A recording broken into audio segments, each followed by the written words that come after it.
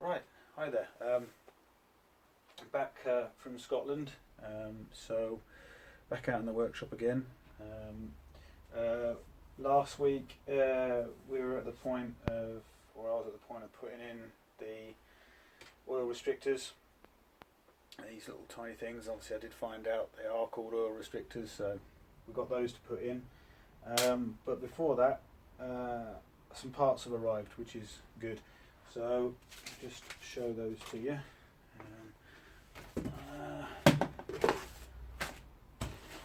First of all,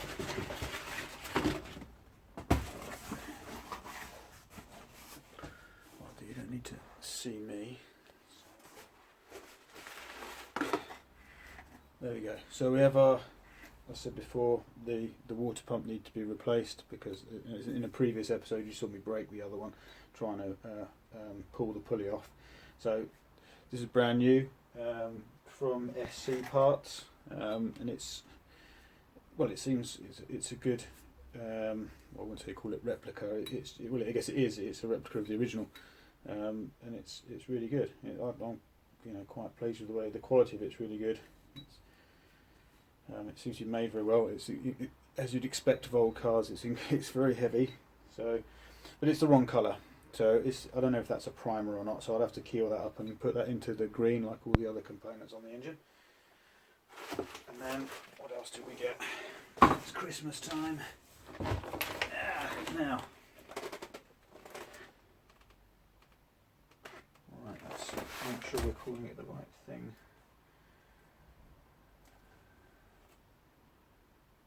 Right. I'm not going to call this a harmonic balancer because I might have it actually wrong. Let's have a look. I think they call it a harmonic, crankshaft vibration dampener, if you can see it there. Yeah, it's probably in small print by my finger, but you can maybe see that. That's what it is anyway. It's quite a nice looking piece. This is specifically for the Austin Healey 3000 and the 4-cylinder engine they did as well. So let's hold that a bit closer. This is a Pro Race damper, and it's very nicely made. If you do need to get one of these for your projects, shop around because these things are really expensive. I'm not going to say how much I paid for it because I may have got a deal, I'm not sure, but SC are definitely cheaper than the other suppliers, but you obviously need to find out for yourself if you need to get one. And obviously this company is Australian and they do other harmonic dampeners or balancers for other engines, so Pro Race they are a company that make them. So you just need to shop around. There's one of these is priced, I've seen it around £400. Now I didn't pay that, I didn't pay really anywhere near that, but just be careful if you do need one of these, shop around because you can end up paying probably too much for it, or way more than you need to. So that's the Pro Race harmonic damper. I did get this off of Wikipedia because I'm not going to pretend to be an expert on what it actually does. I get the idea of it, but what it is to counter resonance and torsional vibrations generated by the crankshaft. And the reason I had to get it was because I don't trust the original, and the original is actually a lot lighter. I'm sure this is stainless steel, I think it is. But there's the original. If I can get you in close enough, you can actually see that there's probably a technical term for this rubber, but the rubber material between the two, the outer and the inner part of the weight, has started to crack. And reading on forums for Austin Healey, people who race Austin Healey, stuff like that, people have put second-hand ones like this one back onto their engine, and at high speed it's let go or it's gone out of balance and it's started to damage the crank, and the crank's broke and it's obviously ruined the engine. So I didn't want to, after spending all this money on getting stuff machined, risk putting this back on. Although it's an expensive item to buy, it's going to be far more expensive to try and get another crankshaft and possibly a block if I needed to, if it causes the engine to break. Not that I'm going to be driving the Austin Westminster at high speed, of course. It's not exactly it's a bit of a land barge, I think that's the correct term, or land yacht, one of the two. So anyway, those are the bits. So what we need to do, oh, there was a couple of other bits, hang on.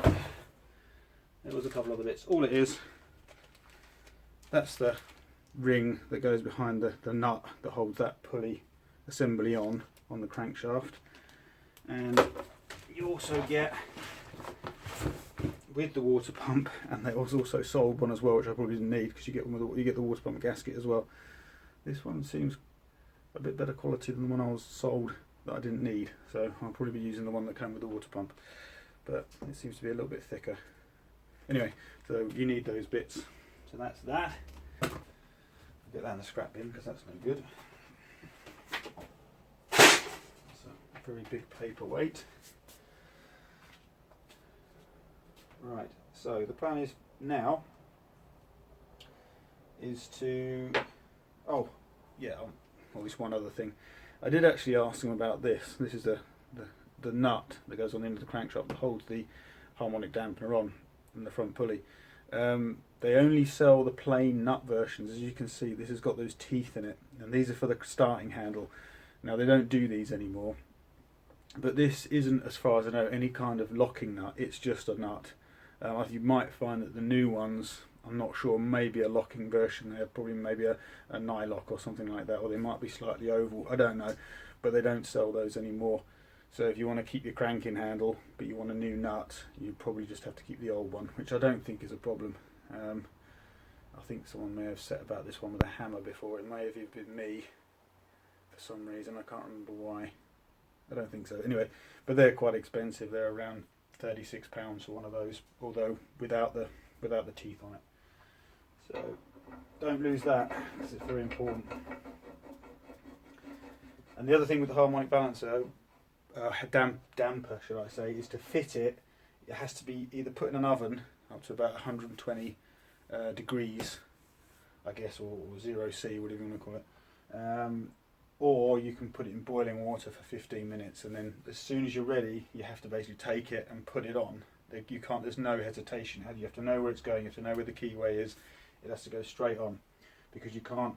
Once it's on, it's very awkward to. Obviously, you can pull it back off of the puller, but you don't want to keep doing it. You just want it to go straight on, and they work a lot better. They work better as a friction fit. That's the idea of them. They can't be loose on the end of the crankshaft. They have to be a tight fit. So yeah, what we're going to do now is try. Obviously, it's going to be a shortish video because again I've got to be away next week, so I'm probably going to do what I can. I've got to try and fit these oil restrictors in, new ones, and get the old ones out. I'm going to have to be careful with on the drift that I made, is that I don't plough it into the bearing surface or crank bearing surface, because it won't do it any good. Right, that's the punch, which I need to find. So what I've done, this is obviously rather Heath Robinson punch I've had to make. It's just some welded nuts, like I said before, welded on a piece of rod.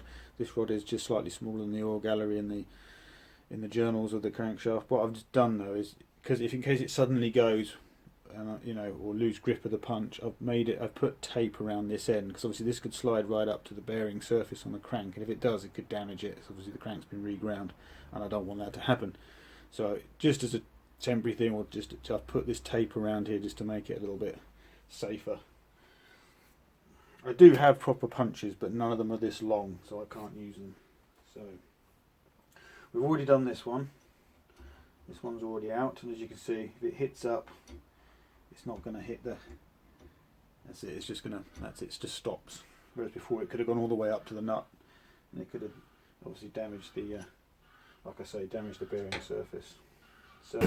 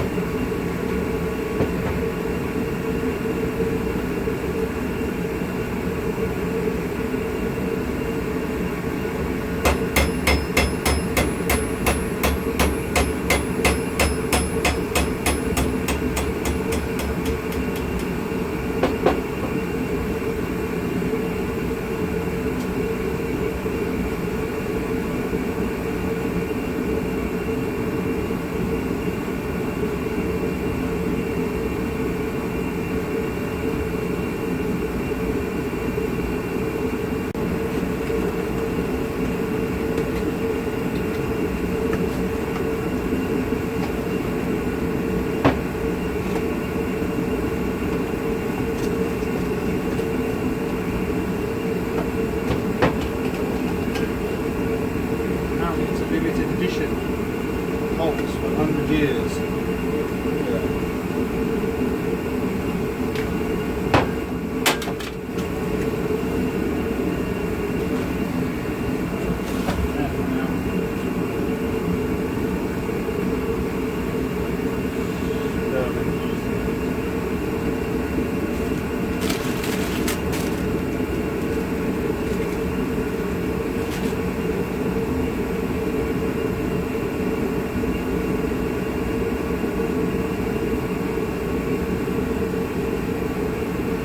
How well these are going to work. I know that's what they can use these for, cleaning oil galleries.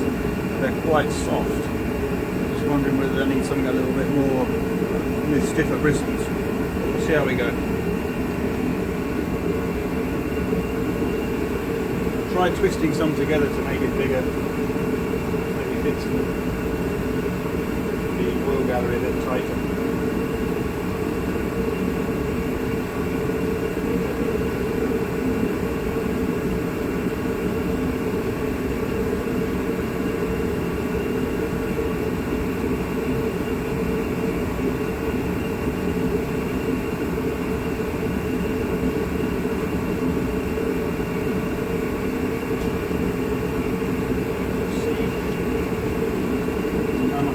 Comes out. The bench is relatively clean, doesn't look at it, isn't that bad. I might give it a wipe up and see actually how much dirt comes out of it.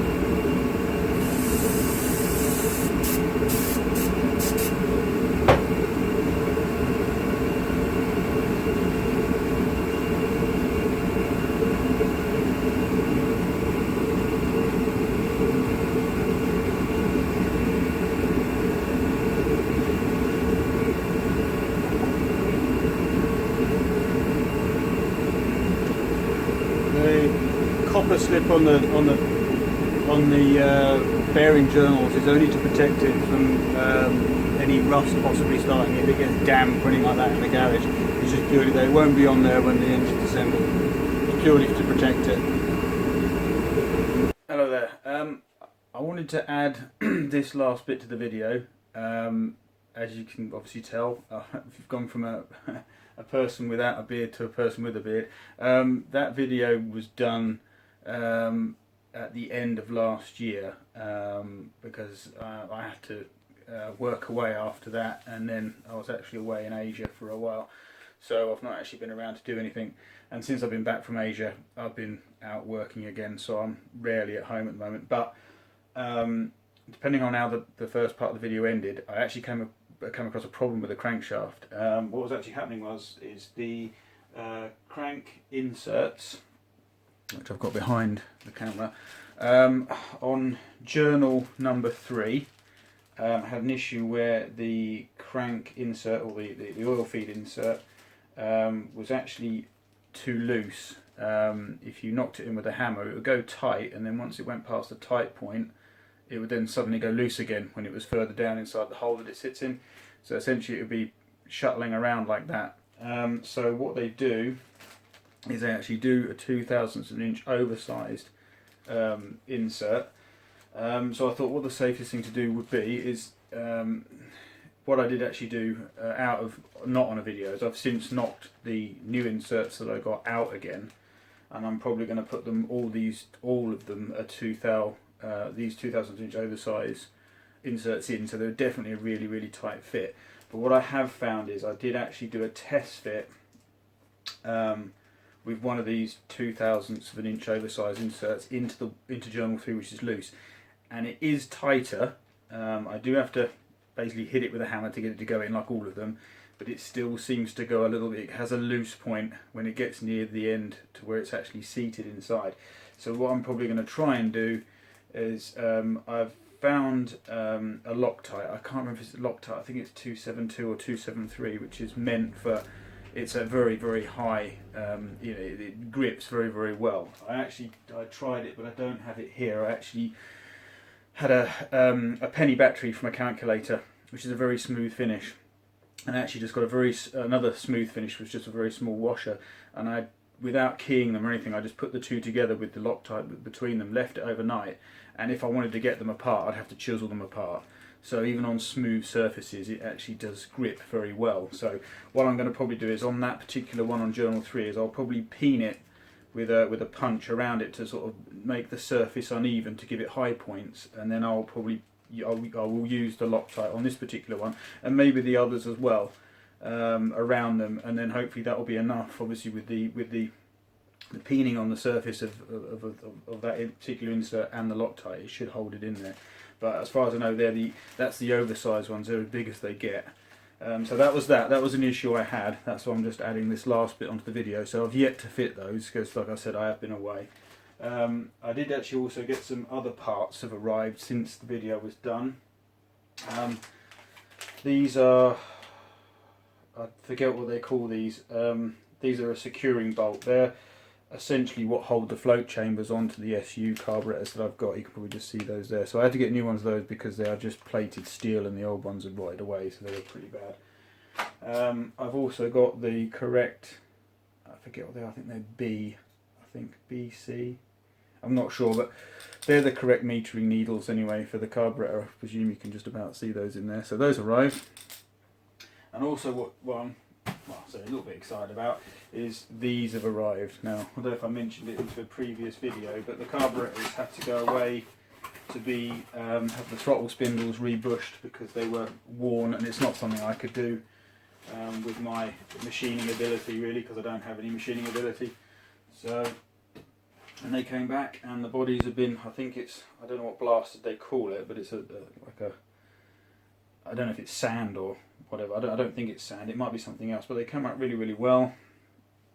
As you can see, I sent the new butterfly valve and the new throttle spindles and screws with the body, and they supply the bushes and have them machined to fit. And they've done I think a very, very nice job of them. Very nice. So that's that one, and you can see there's this very, very little free play. Whereas before, if you moved the throttle spindles, you could feel them moving about, which is no good because apparently that messes up things like your idle and things like that. But I'm learning about SUs. I won't profess to be an expert, so I've got the book and I'm going to have to read it. So that's that put away. So that's where we're at. Hopefully next weekend I can get into the workshop, get those inserts put into the crankshaft. I want to get this engine put together. I really need to start doing it now. It's just I have this, obviously where I do have to work away a lot. I know I keep saying that, it's not an excuse. I do have to work away quite a bit. So obviously thanks for following me, those who do. And tomorrow I'm actually visiting Matt Green down south. So he's actually a friend of mine, so I get to see the pickup that he's been building in the flesh. Hopefully, I'm looking forward to that. So yeah, as soon as I get a video out, hopefully it'll be next weekend now, and we'll hopefully get a little bit more work done. Work and weather prevailing. Right, thanks for watching. Thank you. Bye bye.